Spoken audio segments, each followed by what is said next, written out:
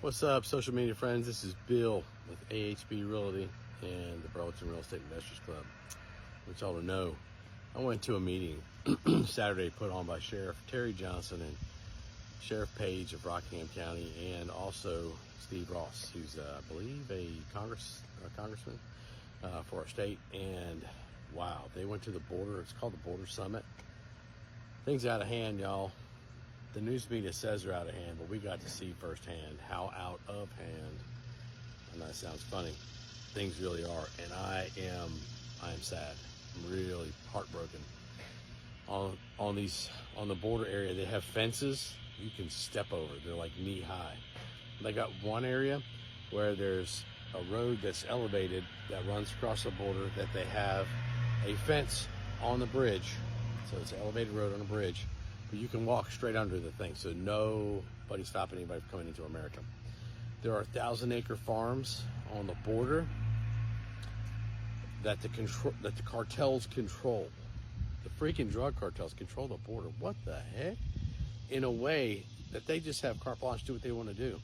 And they tell these farmers that own these 1,000-acre farms that are along the Mexican border that if you interfere with what we're doing, we know where your wife works, we know where your kids go to school, we know where you work, and we are going to eliminate your entire family if you don't let us cross your land to get into America.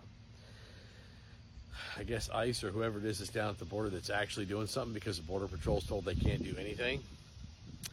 Those folks are found on this one farm, 3,000 illegals trying to cross, 40% of which are Asian and Eurasian military age individuals. A lot of them are in 511 tactical gear. So they are sending military individuals, for real, now verified, through the sheriff who went down there to find out, to our country. And there's a lot of these 1,000-acre farms. This is just a report of one of them.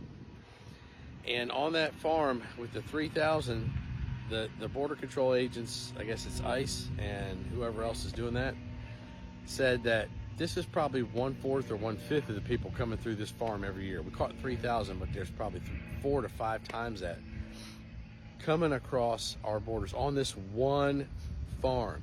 And he said that they have body farms for the dead bodies that they find. And they find 180 approximately dead bodies a year in this area that they have to then take to a body farm. And a lot of them are child age remains, small remains, 3 foot and under, people that they're finding dead, finding their bones. They were left for dead. They were brought over by the cartel. Supposedly the cartel has guys put drugs up in these kids' butts or has them ingest them or whatever. They die, they leave them. If they don't die, they get the drugs out of them and then they sell them off as slaves or whatever. Y'all, it's bad. I don't know what to do, but we got to figure something out. We got to do something. Only thing I know how to do is pray, so that's where I'm starting. But y'all, it's bad. And you better get your ammo up. You better get some guns. You better get ready for something to go wrong, because something's going to go wrong. I don't know when, I don't know how, I don't know where, but you better be ready. Get your food supplies ready. Get your water supplies ready.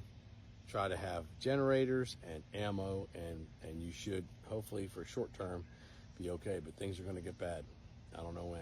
I hope Trump gets in office and kiboshes this whole thing. I don't know. But the Border Patrol folks are told by our federal government, don't stop these people from coming over. What? That's an eyewitness testimony. And they decided the sheriff and the 2 sheriffs and Steve Ross went on a tour of the Rio Grande in an armor-plated boat. They had 2 armor-plated boats with M240s, 260s, 4 of them mounted in different points of the boat, armor-plated, and they had to wear armor and helmets in order to be able to safely travel. It's bad, y'all. We got to get this current administration out, get the new administration in, and pray in the meantime. Have a good day.